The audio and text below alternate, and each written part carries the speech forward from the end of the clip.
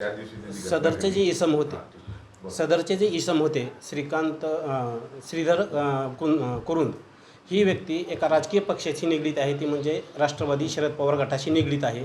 आणि हे आम्हाला तिथल्या स्थानिक पदाधिकाऱ्याकडून तिथल्या जनतेतून सुद्धा समजलेलं होतं की ही व्यक्ती राष्ट्रवादी शरद पवार गटाशी संबंधित आहे आणि म्हणूनच ही व्यक्ती माननीय नामदार तानाजीराव साहेबांना बदनाम करण्यासाठी हेतुस्परस्पर नाही हेतू घेऊनच त्या ठिकाणी आलेली होती। त्याला कुठल्या तरी राजकीय पक्षाचं बळ असल्याशिवाय एवढ्या मोठ्या कार्यक्रमात मंत्री महोदयासमोर अशा प्रकारचं वक्तव्य अशा प्रकारची वागणूक करू शकत नाही, आमचं ठाम मत आहे। हो हो तर ते सांग त्या ठिकाणी आता त्यांच्या गटाची ग्रामपंचायत आहे।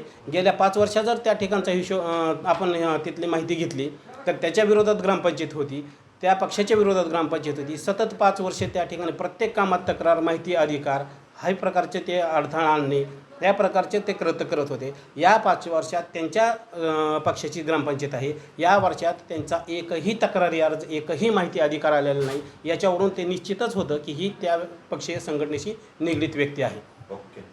नाही तसा आमच्याकडे जेवढ्या क्लिप आलेल्या आहेत त्या भाषणाच्या जेवढ्या क्लिप आहेत त्या जर आपण तुम्हाला दाखवतो त्यामध्ये कुठेही साहेबांनी अवकात हा शब्द वापरलेला नाही। सुपारी बोलून हो ठीक आहे ना, नाही साहेबांनी ज्यावेळेस आपली भूमिका मांडत होते साहेब त्यावेळेस साहेब म्हणत होते मी आपल्या गावासाठी किती विकास केला, आपल्या भागात किती विकास केला, आपल्या मतदारसंघाचा किती विकास केला, या संदर्भात बोलत असताना ही व्यक्ती त्या ठिकाणी उठून आपल्या साहेबांचं पूर्ण मनोगत व्यक्त व्हायच्या अगोदरच व्यत्यय आणायचं सारखंच सतत व्यत्यय आणायचा।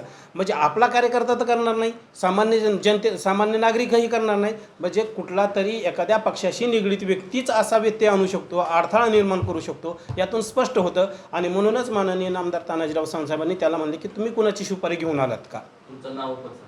माझं युवासेना जिल्हा प्रमुख बाळासाहेब मांगले, धाराशिव। देश विदेशातील प्रत्येक घडामोडींचे लाईव्ह अपडेट मिळवण्यासाठी आता साम टीव्हीच्या सर्व सोशल मीडिया प्लॅटफॉर्मला लाईक, फॉलो आणि सबस्क्राईब करा। तसंच सर्व नोटिफिकेशनसाठी बेल आयकॉन प्रेस करायला विसरू नका।